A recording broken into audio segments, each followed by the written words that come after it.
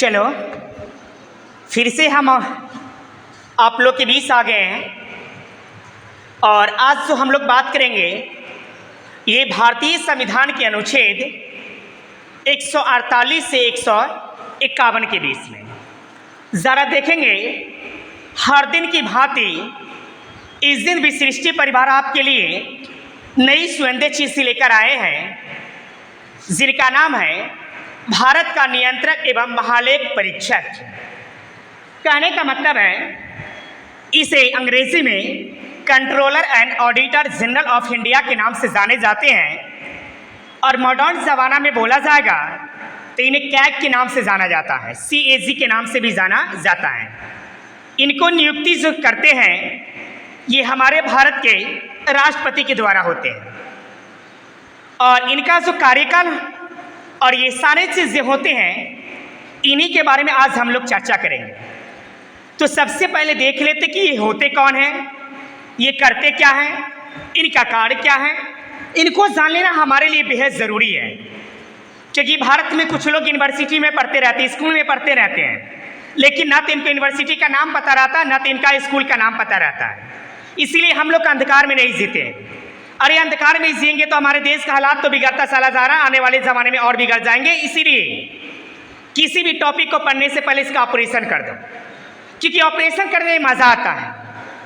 प्रशासनिक क्षेत्र में जाओ तो डटकर बोलो और डटकर बोलोगे तो बोला जाएगा तुम बड़ा बेतमीज़ आदमी है, लेकिन मैं ऐसे शब्दों का इस्तेमाल नहीं करता क्योंकि सरकारी कर्मचारी के द्वारा ही किया जाता है और ये हमेशा ग्रामीण क्षेत्रों में देखने को मिलता है। ज़रा देखते हैं ये कौन होते हैं। ये भारत सरकार का प्राधिकारी है और जो अपने आप में एक सशक्त और स्वतंत्र संस्था में काम करते हैं और इनका जो काम होता है वो बड़े पैमाने पर भारतीय सरकार के अंतराल देखने को मिलता है। जरा देखते हैं ये क्या होते हैं। भारत के संचित निधि प्रत्येक राज्य की संचित और प्रत्येक संघ शासित प्रदेश जहां विधानसभा हो से सभी व्यय और संबंधी लेखाओं का लेखा परीक्षक करता है। बड़ा गजब की बात है। अरे जैसे आप लोग समझ लो ना ठेठी में, अरे हमारे पापा और मम्मी होते हैं, कुछ सामान खरीदने जाते हैं, पापा घर में आके क्या करते हैं, शाम को हिसाब किताब करते हैं, आय व्यय का ब्यौरा देते हैं, हिसाब किताब लगाते हैं।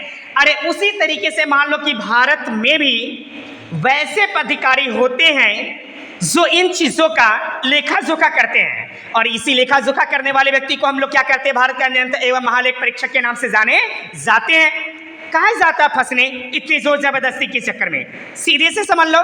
जरा देखते हैं इनके बारे में कि भारतीय संविधान के अनुच्छेद में इनका किस अनुच्छेद में क्या बताया गया है, इनके कार्य क्या होता है। जरा ध्यान से देख लो।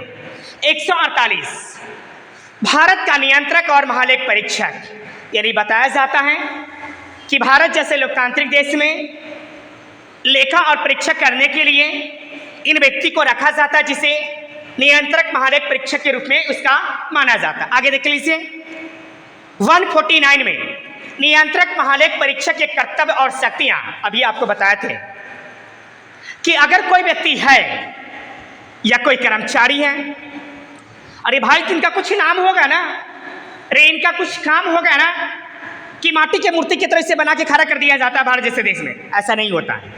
यानी इसीलिए भारतीय संविधान के अनुच्छेद 149 में इन महालेख परीक्षक के क्या क्या कर्तव्य होंगे, अरे क्या क्या कार्य होंगे, इनके क्या क्या शक्तियां होंगे और ये क्या क्या करेंगे, उनके बारे में सभी चीज को बताने का कोशिश किया गया है। देख लो इसके बाद 150 में संघ और राज्यों के लेखाओं का प्रारूप।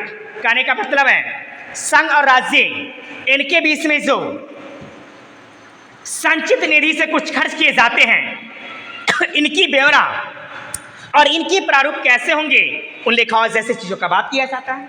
और ये कौन करते हैं, तो ये भारत का नियंत्रक एवं महालेख परीक्षक के रूप में ये करते हैं। जरा देख लीजिए आगे 151 में संपरीक्षा प्रतिवेदन। कहने का मतलब है ये सारे चीज़ों का देखरेख करना अगर सही मायने में देखा जाएगा तो सिर्फ या सिर्फ नियंत्रक एवं महालेख परीक्षक के रूप में जिस व्यक्ति को पदाधिकार संभाला जाता है, दिया जाता है, ये इन तमाम कार्यों को देखने की कोशिश करते हैं।